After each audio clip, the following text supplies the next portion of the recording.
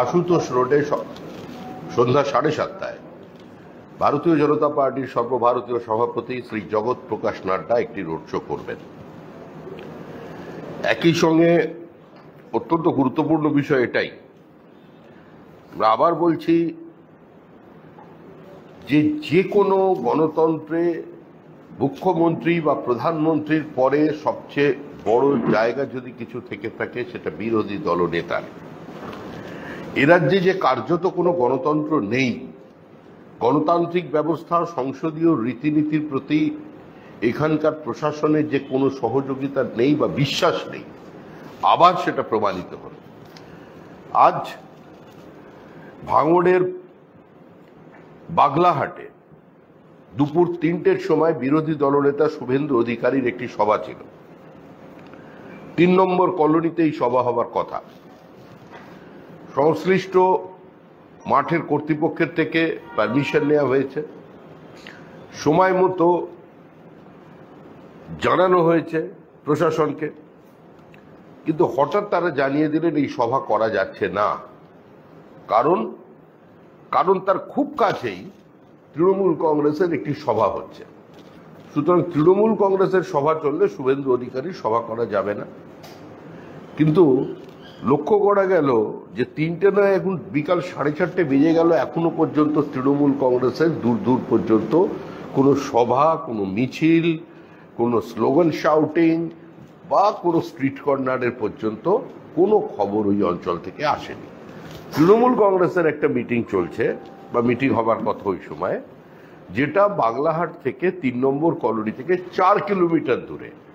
পরিকল্পিতভাবে আজকেও, মানে নির্বাচনের প্রচার যখন কালকে বিকাল 5টা-6টার সময় শেষ হয়ে যাবে, একদম অন্তিম চরণে এসেও আজকে তারা বিজেপির প্রার্থীদের, বিজেপির সমর্থকদের, বিজেপির নেতাদের এবং সর্বোপরি বিরোধী দলনেতার সামনে বাধা সৃষ্টি করেছে।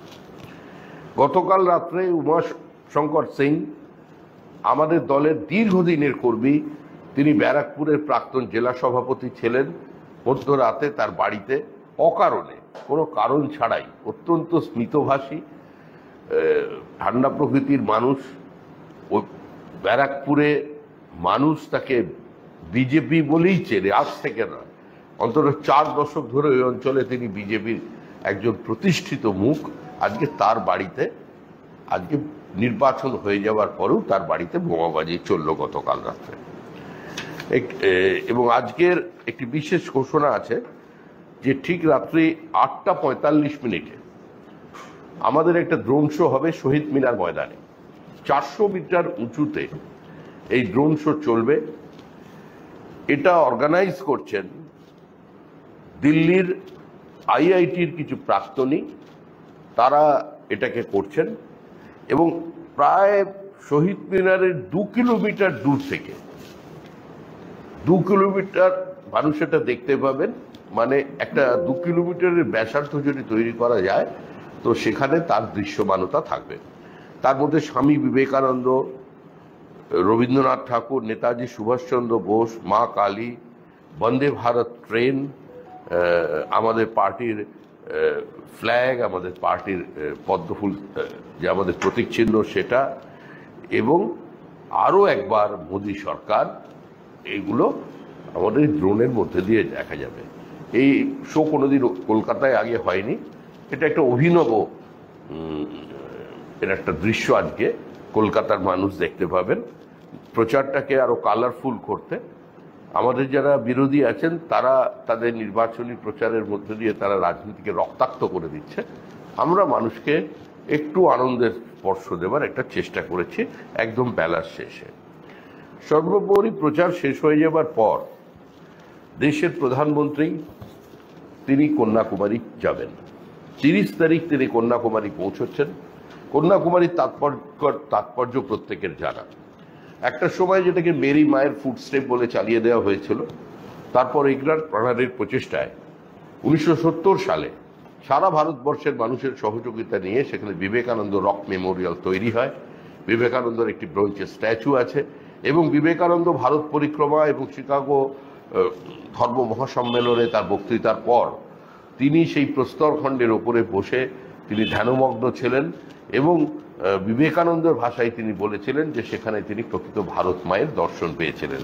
সাধারণত এই জায়গার একটা নির্দিষ্ট তাৎপর্য আছে।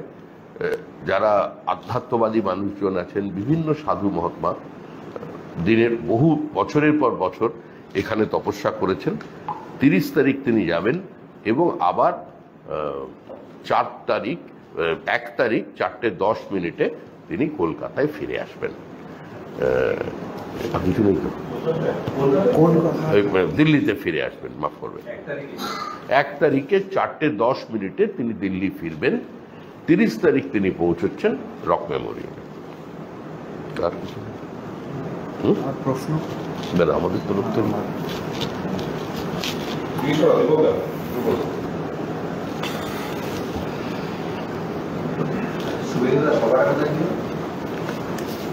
শুভেন্দুর সভা ছিল বাগলাহাট 3 নম্বর কলোনি, ভাঙড়। এই সভার জন্য যে মাঠে সভা হবে তাদের অনুমতি নেওয়া হয়েছিল, ঠিক সময় মতো পুলিশকে জানানো হয়েছিল। সভার কিছুক্ষণ আগে জানিয়ে দেওয়া হয় মাঠে সভা করা সম্ভব নয়, কারণ পাশেই তৃণমূলের সভা রয়েছে। কিন্তু এখনো পর্যন্ত তৃণমূল কংগ্রেসের কোনো স্ট্রিট কর্নার, কোনো মিছিল, কোনো স্লোগান শাউটিং বা তৃণমূল কংগ্রেসের উপস্থিতি সেখানে দেখা যায়নি। বগলাহাট থেকে 4 কিলোমিটার দূরে তৃণমূল কংগ্রেসের একটা সভা হচ্ছে। মুখ্যমন্ত্রী আজকে প্রধানমন্ত্রীর উদ্দেশ্যে বলছেন যে 100 কোটি টাকা রাস্তা নিয়ে প্রধানমন্ত্রী ভাওতা দিচ্ছেন এবং তিনি বলছেন ওরা ভুল বলে মুখ্যমন্ত্রী বাধা দেন। এইসব শুনতে শুনতে মানুষ ক্লান্ত। এটা লোকসভা নির্বাচন হচ্ছে না পঞ্চায়েত নির্বাচন হচ্ছে, না কোনো জায়গায় সমবায় নির্বাচনে বক্তৃতা করছেন মুখ্যমন্ত্রী। মুখ্যমন্ত্রীর কাছ থেকে এই ধরনের বক্তব্য শুনতে আর মানুষ পারছে না, নেওয়া যাচ্ছে না। যা সিম্পলি